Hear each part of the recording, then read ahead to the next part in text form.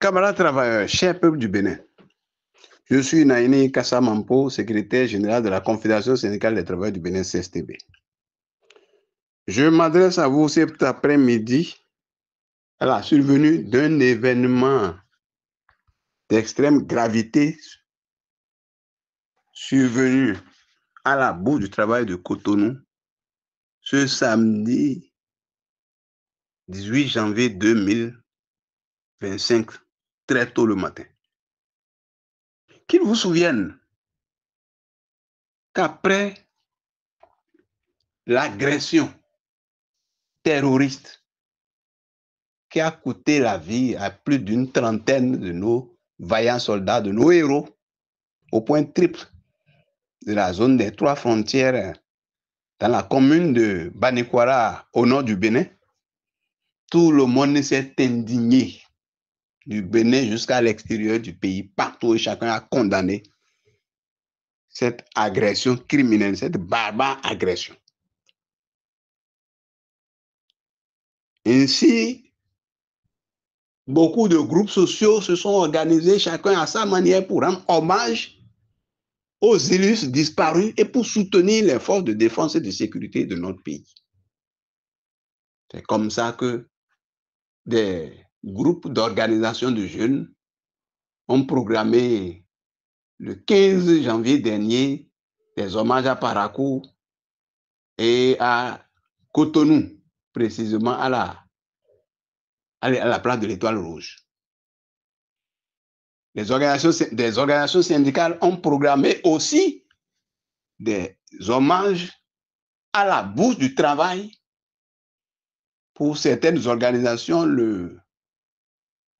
ce samedi 18 janvier 2025, très tôt, le matin à la bourse du travail. Et la CSTB a programmé ces cérémonies d'hommage et de soutien aux forces armées, aux forces de défense et de sécurité pour le samedi 25 janvier 2025. Mais déjà le mercredi dernier, à 6 h du matin, la place de l'Étoile Rouge a été barricadée.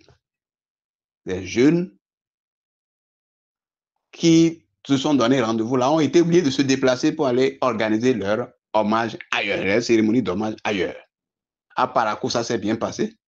Sauf que nous avons appris que le lendemain matin, très tôt, la police républicaine est allée arrêter 2 jeunes qui ont participé à la manifestation pacifique. Ils ont fait ça à un lieu public. Et on leur reproche les troubles à l'ordre public. Alors qu'ils n'ont même pas organisé de marche pour qu'on dise vous avez fait marche sans chose. Ils ont fait la manifestation à la place publique et ils ont terminé, ils sont rentrés.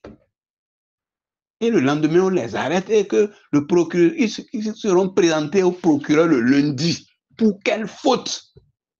Parce qu'ils ont rendu hommage aux forces et à nos forces tuées lors de l'agression. Alors, la question qu'on se pose, c'est qu'il est connu de tous, même dans les villages, quand il y a un événement grave qui se produit, les sages du village vont consulter et quand ils consultent, ils organisent des sacrifices qui peuvent être secrets ou publics. Et après ça, ils recommandent que chaque chef de collectivité ou de famille aille poursuivre des sacrifices au niveau de leur divinité pour conjurer totalement le mal. Et au Bénin, le 16 janvier dernier, lors d'une cérémonie de dépôt de gerbes que dirigeait le chef d'état-major général, le général Fructueux Gbagidi,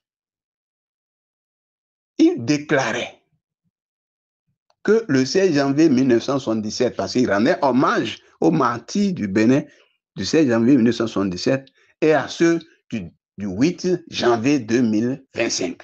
Qu'en janvier, que le 16 janvier 1977, il a fallu une synergie d'action entre les militaires et les civils pour pouvoir chasser les mercenaires qui ont agressé notre pays. Il invite donc que pour cette fois-ci aussi, que les civils se mobilisent aux côtés des militaires pour pouvoir chasser les terroristes de notre pays, pour donc assurer la sécurité du pays. Voilà l'appel qu'il a lancé. Si je lis même à cet appel le discours, le passage du discours du chef de l'État, le président Patrice Talon, qui le 20 décembre dernier, ou devant les députés à l'Assemblée nationale, il déclarait quelque part que pour ce qui est des questions de sécurité, que le gouvernement n'a pas pu régler ce problème-là. Ça veut dire quoi? C'est un appel déguisé au peuple et à tout le monde de le soutenir pour régler le problème du terrorisme. Son chef d'état-major dit, mais civils et autres, mobilisez-vous pour soutenir les militaires. Mais comment pouvons-nous soutenir le gouvernement sans nous organiser? Les différents hommages rendus permettent non seulement que les gens mobilisent, sensibilisent les populations, les travailleurs, les jeunes, les populations du Bénin sur le danger du terrorisme et qu'on cherche des voies et moyens pour soutenir les forces de défense et de sécurité pour qu'il y ait la paix et la sécurité dans notre pays. Alors, pourquoi alors empêcher que les gens puissent se manifester? Pourquoi empêcher que des gens rendent hommage aux forces armées? Des manifestations, des cérémonies pacifiques. Pourquoi arrêter des gens qui rendent hommage? Pourquoi empêcher? À la Bourse du Travail ce matin, des gens viennent ouvrir le portail, violent la Bourse du Travail, violent les franchises syndicales.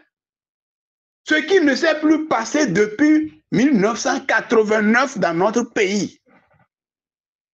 Et la Bourse du Travail n'a plus été violée depuis 1989. C'est au temps de la rupture qu'on assiste à ça. 1er mai 2021, où nous avons été gazés à la Bourse du Travail.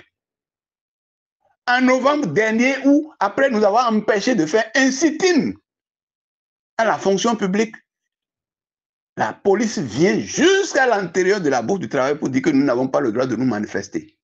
Et aujourd'hui, face à un drame où les travailleurs qui devaient être salués se mobilisent pour rendre hommage à leurs frères disparus, et on vient leur dire non, qu'ils n'ont pas le droit. Par rapport à ça, la CSTB a bien sûr, depuis très longtemps, après les différentes attaques, parce qu'il y a eu des attaques de Materi, de Tangueta, de Materi, de Kérou, où on a égorgé les gens, et tout récemment de Karimama, où 3 policiers sont décédés. Nous avons déjà dit, en observant ce qui se passe dans la sous-région, les militaires français qui ont été chassés du Mali, du Burkina, et tout récemment, même du Sénégal et du Tchad, nous avons dit que nous ne voulons pas de troupes militaires dans notre pays. Nous n'avons même pas parlé de base militaire parce qu'on sait que les Français n'ont jamais accepté avoir de base militaire en Afrique à part le Gabon, Djibouti et le Sénégal. Même au Tchad où ils ont eu plus de centaines de militaires qui sont restés depuis l'indépendance pratiquement, ils n'ont jamais reconnu, ils parlent de pause opérationnelle avant. On m'a dit, et même dit et répète qu'il n'y a pas de base militaire au Bénin. Mais nous n'avons pas parlé de base militaire. Et le président Macron, le 6 janvier, a reconnu que pendant que les militaires, la France est chassée d'un peu partout de l'Afrique, il se réjouit de ce que la coopération militaire soit avancée avec le gouvernement béninois, où il y a donc les instructeurs, formations, ainsi de suite. C'est ce qu'il dit, ce n'est pas nous qui l'avons inventé. Et comment cette coopération a avancé et on tue nos jeunes soldats dans des conditions atroces, sans assistance, sans rien. Comment la coopération a avancé? Donc c'est pour ça que nous avons dit depuis, les instructeurs, les militaires qui sont là, qu'ils soient instructeurs ou non, les hélicoptères qui circulent partout là, tout le monde regarde, non? Les militaires, on ne peut pas dire qu'il n'y a pas d'instructeurs. Est-ce qu'au Bénin, nous avons besoin d'instructeurs français? Les officiers béninois qui ont fait, pour la plupart de leur formation en France, sont compétents. Et certains d'entre eux sont sortis majors de leur promotion. Donc, ils sont capables de former nos militaires avec sécurité. Parce qu'on connaît, on ne peut pas faire confiance aux troupes de DOS qui ont tué Bioguera et emporté sa tête, qui ont tué Kaba, qui ont déporté Béhanzin. On finit par le tuer en Algérie. Il est mort en Algérie.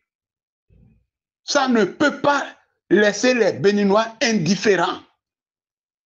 Comment nous protège-t-il et on tue nos gens? C'est pour cela que, au nom de la CSTB, je condamne ces interdictions-là, interdictions d'hommage à l'étoile rouge, à la bourse du travail, l'arrestation de Yami Parfait, de son camarade à Parakou. Pour quelle raison? Pourquoi le président Talon veut-il allonger la liste des prisonniers d'opinion? Pendant que des gens sont morts dans ce pays pour les libertés.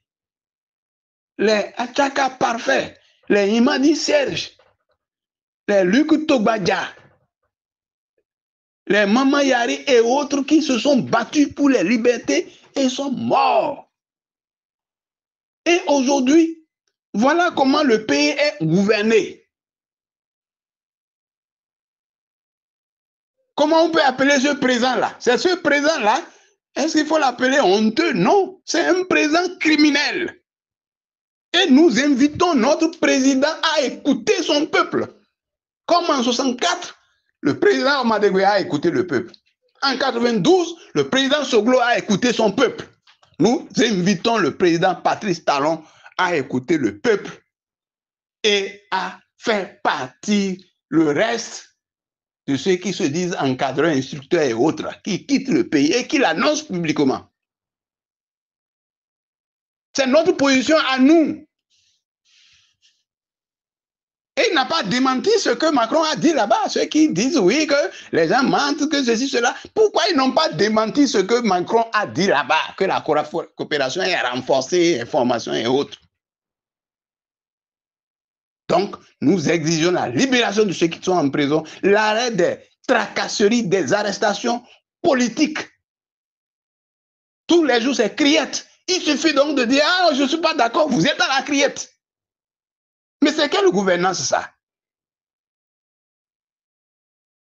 Donc, voilà ce que je peux dire et j'invite le peuple à soutenir effectivement les militaires, à se mobiliser pour répondre à l'appel du chef d'état-major, pour que nous puissions soutenir donc nos forces de défense et de sécurité pour que le pays soit en paix, pour que tout le monde soit en paix.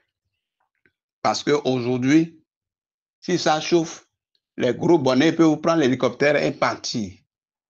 Mais le peuple ira où? Voilà ce que je voulais vous dire. Je vous remercie.